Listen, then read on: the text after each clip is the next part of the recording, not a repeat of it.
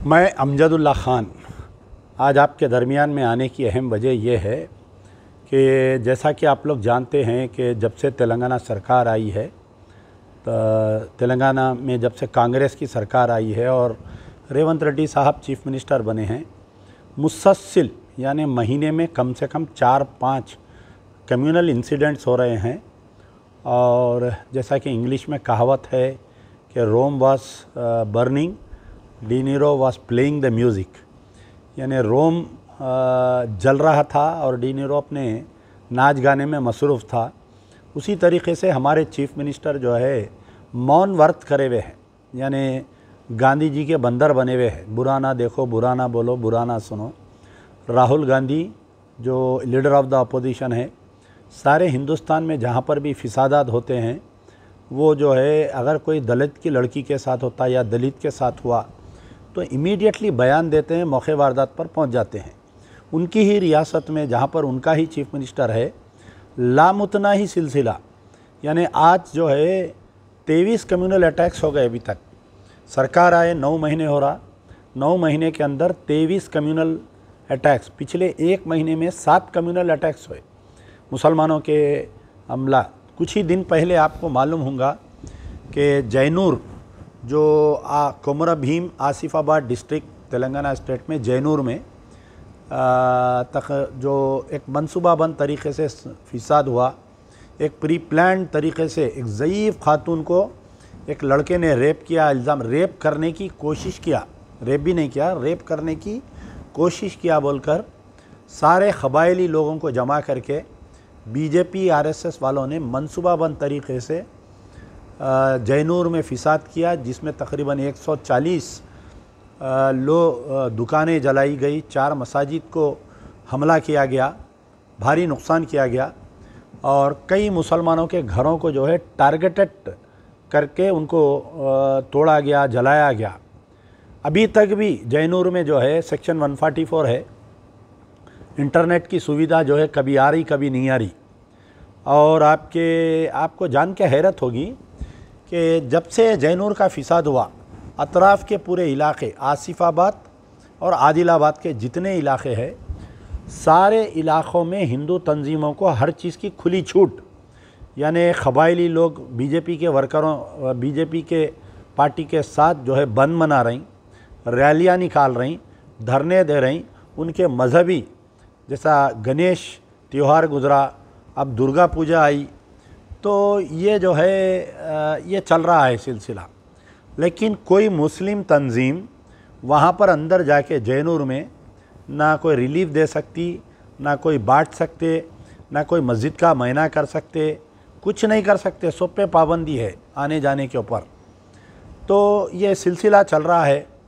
ये जैनूर जो है आसिफाबाद कोमरभीम डिस्ट्रिक्ट में है। इतना बड़ा फिसाद होने के बावजूद आज की तारीख़ तक वहाँ के सुप्रिटेंडेंट ऑफ पुलिस के ख़िलाफ़ में कोई एक्शन नहीं लिया गया। कल रात में, जैसा जैनूर है, कागज़ नगर एक टाउन है कोमरभीम आसिफाबाद डिस्ट्रिक्ट में, कल रात में ये दुर्गा पूजा के वक़्त पे कोई मुस्लिम लड़के रास्ते से आ रहे थे, तो शरपसंद अनासिर जिनका ताल्लुक़ आरएसएस, बजरंग दल, बीजेपी से है, कुछ मुस्लिम लड़कों पे हमला किए। हमला करने के बाद में जैसा ही इत्तला मिली कि कुछ बच्चों पे हमला किए, तो कुछ लोग जमा हुए। जमा होने के बाद में अचानक से ये जो हमलावर की तादाद बढ़ते हुए एक फैयाज़ जूस सेंटर है जो ईएसआई हॉस्पिटल कागज़ नगर में है, पूरा वीडियो रिकॉर्डिंग है, तकरीबन 3 या 4 मिनट का वीडियो रिकॉर्डिंग है कि ये लोग पूरा सामान, उसमें अंदर 36,000 रुपीज़ गल्ला था, पूरा सामान निकाल के फेंक दिए, पूरा तोड़ फोड़ कर दिए। जिसमें जो मालिक के जूस सेंटर है फैयाज़ को ज़ख्मी किए, रियाज़ को ज़ख्मी किए और एक लड़का इरशाद को ज़ख्मी किए। वाक़या पेश आए 24 घंटे हो गया। अफसोस की बात यह है कि ये वही सुप्रिटेंडेंट ऑफ पुलिस है, वही आसिफाबाद डिस्ट्रिक्ट है जो 140 दुकानात के जलने पर, 40 मकानात को नुकसान पहुंचाने पर, 4 मसाजिद को नुकसान पहुंचाने पर और कई गाड़ियों को जला दिए जिसका टीआर नंबर भी था, खामोश तमाशाई रही। वही पुलिस जो है कागज़ नगर में भी खामोश तमाशाई रही। एक ही डिस्ट्रिक्ट है, एक ही सुप्रिटेंडेंट ऑफ पुलिस है। तो बड़े अफसोस की बात है कि कल जो वाक़या पेश आया उसके ऊपर एक एफ़आईआर तो ज़रूर दिया गया 246 ऑफ 224, सेक्शंस लगाए गए 189 of 2, 191 of 2, 118 of 1, 324 of 4, 109, 310 of 2 red with 190। ये तमाम सेक्शन में कहीं भी जो है अटेम्प्ट टू मर्डर का सेक्शन नहीं लगाया गया है। कम्यूनल हेट्रेडनेस का इसमें सेक्शन नहीं लगाया गया है। जो उमन हिंदू मुसलमान फिसादात में कम्यूनल हेट्रेडनेस का सेक्शन लगाया जाता है ताकि पीस एंड ट्रैंक्विलिटी को नुकसान पहुंचाने का। बड़े अफसोस के साथ कि चीफ मिनिस्टर रेवंत रेड्डी धीरे धीरे जो है अपने असली रूप बता रहे हैं उन्होंने कि हम पहले ये समझ रहे थे कि भाई एडमिनिस्ट्रेशन जो है 10 साल 9 साल तक केसीआर सीएम थे, हो सकता कि केसीआर के मैंडेट कुछ पुलिस ऑफिसर्स होंगे इनकी नहीं सुन रहे होंगे, इनको इंटेलिजेंस रिपोर्ट टाइम पे नहीं दे रहे होंगे। फिर हम ये सोच रहे थे कि भाई बीजेपी 8 सीट जीत ली तेलंगाना में, ऐसे वाक़यात पेश आ रही।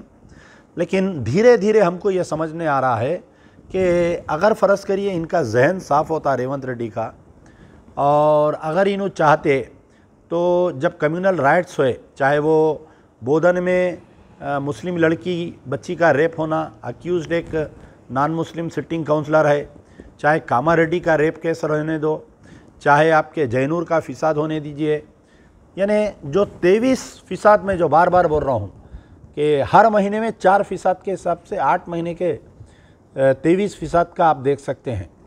तो इसमें जो है कई अक्यूज़ड, एक को भी गिरफ्तार, ये एफआईआर तो इश्यू हो गया, लेकिन जो हमला में है 10 लोगों के ऊपर एफआईआर कर दिए, जबकि वीडियो में कम से कम 100 आदमी है वीडियो में। ये जो फैयाज जूस सेंटर पे जो हमला करे तो बराए नाम इसके अंदर जो है कोई कन्ना, विवेक, त्रिवाकरम, गुरन, साई रेड्डी, श्रीकांत, ललित, अनुष्मान, वेंकटी, सूरज, ये अनेक 10 आदमी के ऊपर 11 आदमी पे एफआईआर कर दिए। इनको भी गिरफ्तार नहीं करते, इनको भी नाके को बुलाते, एक सीआरपीसी की नोटिस देते, छोड़ देते, जैसा वनपर्ती में वहाँ के सुपरिटेंडेंट ऑफ पुलिस, वहाँ के डीएसपी जो बजरंग दल वाले घुस के स्कूल में जो बच्चियों के स्काफ खींचे, हाथा मोड़े, नहीं बच्चे माइनर है बोल के उनको, यानी दंड अलानिया दिख रहा, वो लोग मेजर है, इन लोगों को माइनर करार देते हुए जो है वहाँ के सुपरिटेंडेंट ऑफ पुलिस उनको नोटिस देके छोड़ दिए। ये केस में भी वैसे ही होगा।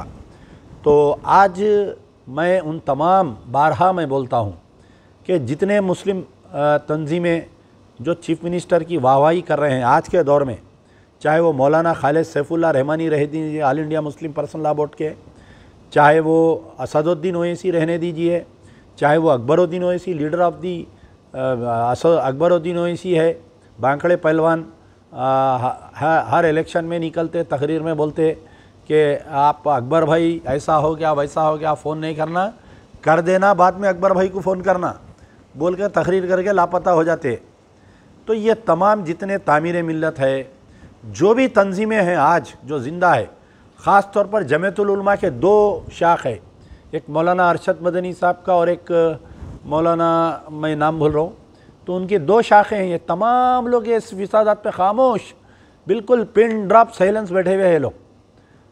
अरे परसों का यानी सिद्दीपेट का जो गुरुनापेट विलेज कोमरोली मंडल, यानी रेप का इल्ज़ाम डाल के, अटेम्प्ट टू रेप का इल्ज़ाम डाल के वो एक मुसलमान का बेचारे का घर जला दिया वहाँ पर, तो कोई रिएक्शन नहीं है कौम की तरफ से, कोई लीडरों की तरफ से कोई रिएक्शन नहीं है। खाली खसीदे पढ़ रही रेवंत रेड्डी के, निज़ामबाद में जा रहे हैं खसीदे पढ़ रही, विकाराबाद में जा रहे हैं खसीदे पढ़ रही, जहाँ पर जा रही रेवंत रेड्डी की तारीफ़ों के पुल बांधते जा रहे हैं, जैसा 9 साल 10 साल जैसे 9 साल केसीआर के तारीफ़ों के पुल बांधते थे। हमारी क़यादत वही कर रही है। मैं और ख़ास तौर पर कांग्रेस के अक़लियती कायदीन, आप देखिए कि ये वही अक़लियती कायदीन थे जब बीआरएस के दौर में जब भी कोई मुसलमानों के साथ जुल्म होता था बीआरएस की गवर्नमेंट का, तो चीख चीख के चिल्ला चिल्ला के वीडियोस बनाते थे लोग, चाहे वो मोहम्मद अली शब्बीर रहने दीजिए, चाहे वो फ़हीम कुरैशी रहने दीजिए, चाहे जो 5 कारपोरेशन के चेयरमैन है, वक्फ बोर्ड चेयरमैन रहने दीजिए, उर्दू एकेडमी चेयरमैन रहने दीजिए, माइनॉरिटी फाइनेंस कारपोरेशन, तमाम अक़लियती कायदीन खामोश बैठे हुए। इन तमाम 23% पे 23 या 24% जो 8 महीने में हुए खामोश बैठे हुए हैं। राहुल गांधी खामोश है, प्रियंका गांधी खामोश है, रेवंत रेड्डी खामोश है, आपके मौजूदा अब हमारे नए सदर बने कांग्रेस के, वो बेचारे भी खामोश है। तो आखिर ये बोलना कौन इसके ऊपर?